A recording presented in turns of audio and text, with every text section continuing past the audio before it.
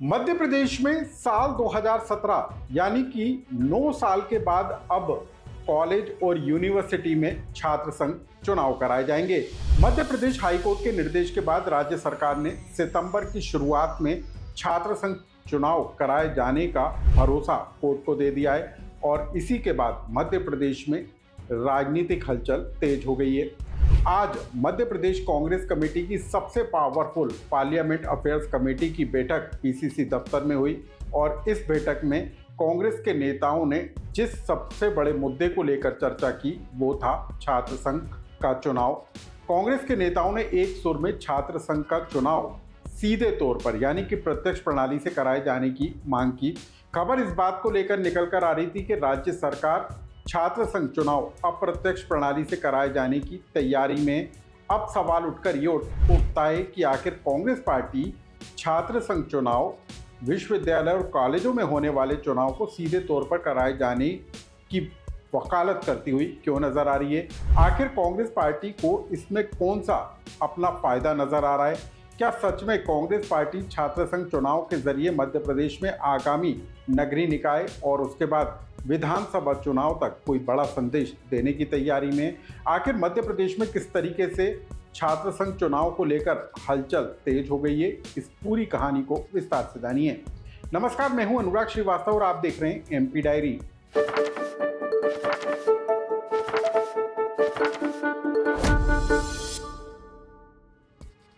प्रदेश कांग्रेस दफ्तर में हुई ये कांग्रेस की पॉलिटिकल अफेयर्स कमेटी की बैठक की तस्वीरें हैं। इस बैठक में कांग्रेस के तमाम बड़े नेता शामिल हुए और इस बैठक में जो चर्चा का सबसे बड़ा मुद्दा रहा वो मध्य प्रदेश में होने वाले छात्र संघ चुनाव का मुद्दा रहा। कांग्रेस के नेताओं ने एक सुर में छात्र संघ चुनाव कराए जाने और सीधे तौर पर कराए जाने को लेकर वकालत की और सरकार पर इस बात को लेकर दबाव बनाने का ऐलान कर दिया कि मध्य प्रदेश के विश्वविद्यालयों से लेकर कॉलेज में होने वाले छात्र संघ चुनाव अप्रत्यक्ष नहीं बल्कि प्रत्यक्ष प्रणाली से कराए जाने की विपक्ष मांग करेगा। दरअसल मध्य प्रदेश में हाईकोर्ट के निर्देश के बाद राज्य सरकार ने छात्र संघ चुनाव कराए जाने को लेकर तैयारी शुरू कर दी है। खबर इस बात को लेकर निकल कर आई कि मध्य प्रदेश सरकार छात्र संघ चुनाव अप्रत्यक्ष प्रणाली से कराएगी, यानी कि बड़े स्तर पर चुनावी शोर को पीछे छोड़ते हुए सीआर के जरिए यानी कि क्लास रिप्रेजेंटेटिव के जरिए ही अप्रत्यक्ष प्रणाली से छात्र संघ चुनाव कराए जाएंगे। लेकिन अब सवाल उठकर ये खड़ा होता है कि छात्र संघ चुनाव सितंबर के शुरुआत में होना है और अभी से कांग्रेस पार्टी ने इसे प्रत्यक्ष प्रणाली से कराए जाने की मांग क्यों शुरू कर दी। हम इसको समझने की कोशिश करेंगे, लेकिन पहले आप कांग्रेस पार्टी की पार्लियामेंट अफेयर्स कमेटी की हुई बैठक के बाद प्रदेश कांग्रेस अध्यक्ष जीतू पटवारी और नेता प्रतिपक्ष उमंग सिंगार ने छात्र संघ चुनाव को लेकर क्या कुछ कहा, आप उसे सुन लीजिए। छात्र संघ चुनाव चूंकि कोर्ट के आदेश हुए हैं, सरकार प्रत्यक्ष प्रणाली से कराए। अगर प्रत्यक्ष प्रणाली से नहीं होंगे तो कांग्रेस पार्टी छात्रों की अगुवाई करते हुए, छात्रों को आगे रखते हुए हम आंदोलन करेंगे। पीछे के दरवाजे से भारतीय जनता पार्टी ने जैसे राज्यसभा का चुनाव जीता, जैसे कई बार चुनाव हथियाया, वैसे अब छात्रों के साथ धोखा नहीं हो, ये कांग्रेस पार्टी आग्रह करती है, भारतीय जनता पार्टी से मांग करती है, सरकार से मांग करती है। मैं भारतीय जनता पार्टी की सरकार से कहना चाहता हूं कि अगर प्रदेश में चुनाव कराए तो सीधे चुनाव कराए, हर युवा को मत देने का अधिकार मिले, ना कि आप स्कूल के अंदर मेरिट के आधार पे दबाव बना के किसी अधिकारी का बच्चा हो तो उसको दबाव बना के अपने पक्ष में खड़ा करो। अगर आप चाहते हैं कि प्रदेश के युवाओं के साथ स्वच्छ राजनीति में आगे आए तो डायरेक्ट चुनाव होना चाहिए। तो अब हम समझने की कोशिश करते हैं कि आखिर मध्य प्रदेश में छात्र संघ के चुनाव महत्वपूर्ण क्यों हो गए और आखिर कांग्रेस पार्टी इन चुनावों को सीधे तौर पर कराए जाने पर क्यों जोर देती हुई नजर आ रही है। सबसे पहले आप जान लीजिए कि मध्य प्रदेश में साल 2017 के बाद से यानी कि अब तक छात्र संघ के चुनाव कराए नहीं गए।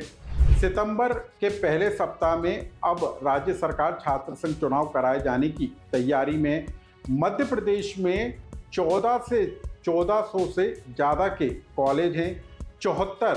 विश्वविद्यालय हैं, जिनमें 14 लाख से ज़्यादा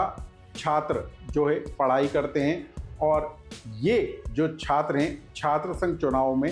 बीजेपी और कांग्रेस से जुड़े संगठनों की राजनीतिक भविष्य को भी तय करेंगे। दरअसल देश भर के अंदर इस समय जेन जी का जोर है और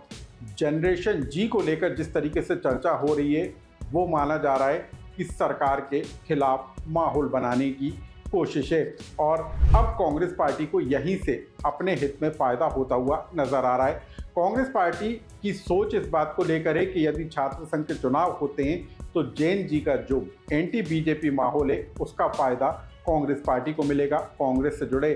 छात्र संगठन एनएसयूआई को इसका सीधा फायदा पहुंचेगा और यही वजह है कि जैन जी को साधने के लिए कांग्रेस पार्टी छात्र संघ चुनाव सीधे तौर पर कराए जाने की मांग करती हुई नजर आ रही है, क्योंकि कहा यह जा रहा है कि मध्य प्रदेश में इस बार होने वाले छात्र संघ के चुनाव आगामी नगरीय निकाय चुनाव से लेकर 2028 तक की राजनीति को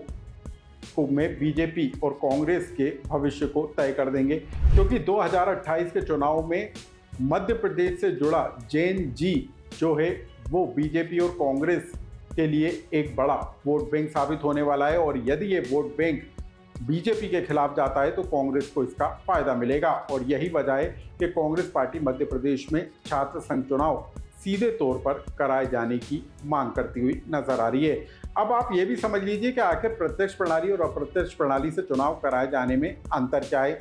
छात्र संघ चुनाव यदि सीधे तौर पर प्रत्यक्ष प्रणाली से कराए जाते हैं तो इसमें छात्र सीधे जो छात्र संघ से जुड़े पदाधिकारी हैं, अध्यक्ष, उपाध्यक्ष, सचिव और महासचिव, इसका सीधे चुनाव करेंगे और यदि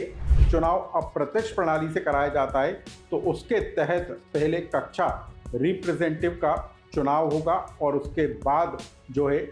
छात्र संघ समिति का गठन होगा, यानी कि जो सीआर हैं वो जो है छात्र संघ के लिए चुनाव करेंगे। यानी कि जो अप्रत्यक्ष प्रणाली के बजाय कांग्रेस पार्टी चाहती है कि छात्र सीधे छात्र संघ के चुनाव में हिस्सेदारी करें और कॉलेज और विश्वविद्यालयों में एक राजनीतिक माहौल खड़ा हो। तो कुल मिलाकर अब छात्र संघ चुनाव कराए जाने के फैसले पर सबकी नजरें हैं कि आखिर राज्य सरकार किस मसौदे के तहत मध्य प्रदेश में छात्र संघ चुनाव कराए जाने को मंजूरी देती है और उसके बाद ये साफ हो पाएगा कि आखिर छात्र संघ चुनाव सीधे तौर पर या फिर अप्रत्यक्ष कराए जाने का फायदा किसको मिलता है और छात्र जो जैन जी इस समय देश भर के अंदर चर्चा का विषय बना हुआ है वो जैन जी किसके पक्ष में वोट करता है और किसके पक्ष में माहौल बनता हुआ नजर आता है। इस खबर से जुड़ा यदि आपका भी कोई सुझाव या कमेंट्स हो तो हमें कमेंट्स बॉक्स में लिखकर जरूर